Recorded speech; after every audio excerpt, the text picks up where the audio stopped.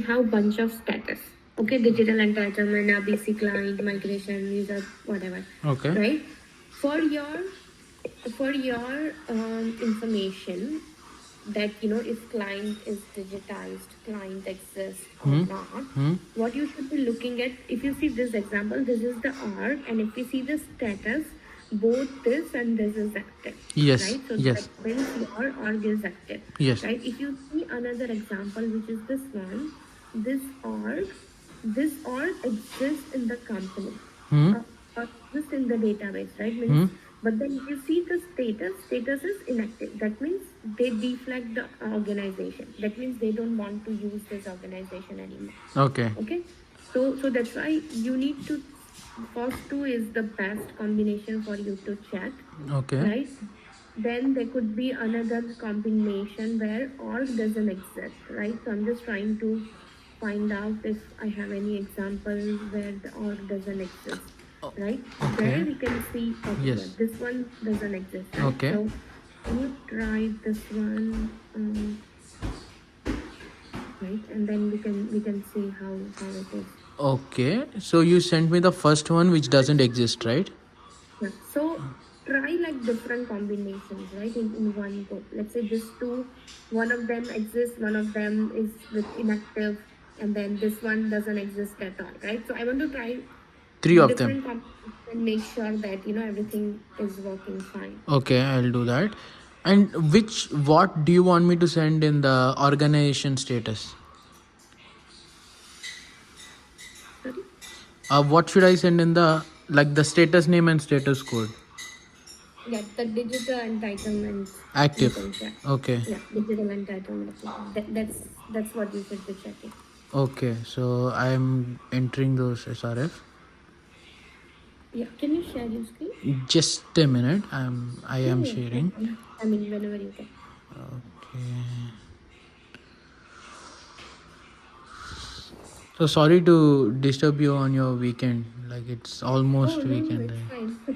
I usually have like meetings, and then that's why I try to avoid the chat, because then if I'm multitasking, I'll just say something you might not understand, then it might take up your time. That's why I usually prefer huddle, so we can just get together and do it. Yes, I see that team leaders are always busy, right? Yes.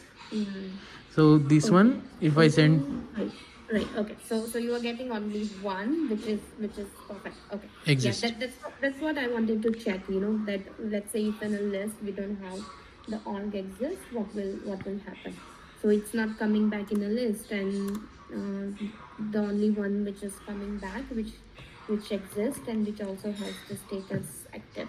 Yes. So yeah, I guess this is perfect. Okay. So I just and you made the changes that I suggested, right? Yes. So 1 minute. Yeah. So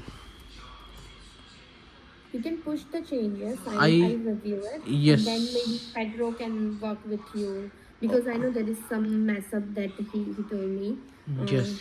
So as you told, I removed the space here, and I changed this method name to match with status in.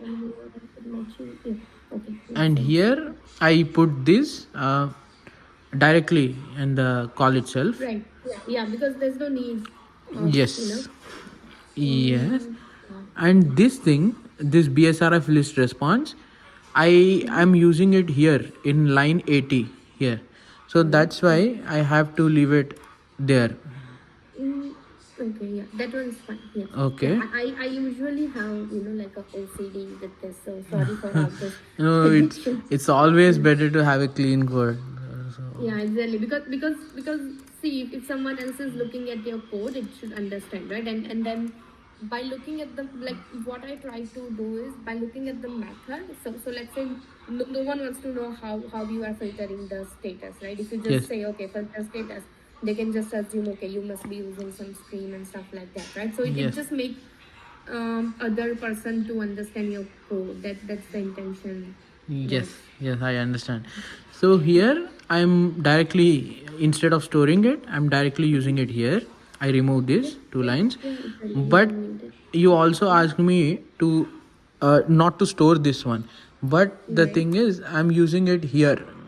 again in this error details. The message. Oh, okay. I see. So I'm storing it here and I'm using it here and here, 2 places. So that's why. What is that string returning? Send a valid request. So this is an object which they have, which they are already using it in the existing code. Oh, So for suppose if I'm sending one of it as a null, I'm trying to hit it, then it should give a okay, sorry. Then it should give an error message. There is a null status name. Please send a valid request. So this is a default template which they are using in the code. So here I am putting this message. This is a null status name.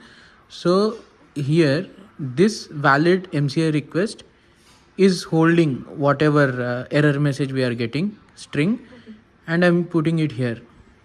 Okay. Yeah, that's okay. That's the message. Okay. Another thing I was thinking. Just a minute. Just a minute. Yeah, sure. Also,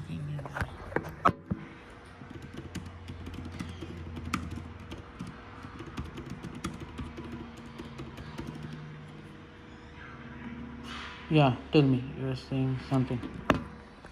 Yeah. Do you think it makes sense to have, like, instead of a string, what if we do an array? Because in a request there could be multiple things that can go wrong, right? So what if we just create an array, add all the errors, and then return from that method, and here you just check if list is empty or not. If list is not empty, then you do your work. If list is empty, then you can just do whatever. Oh, if you have to take this, you go ahead. Okay. Okay, I will just I know join in 2 minutes. there Yeah. might be other Yeah. important things, Yeah. right? So Thanks. yeah. Okay, go ahead. Yeah. Just push your changes, and then I'll take another look. Okay. Okay. Yeah. Okay. Thanks. Thank you. Bye.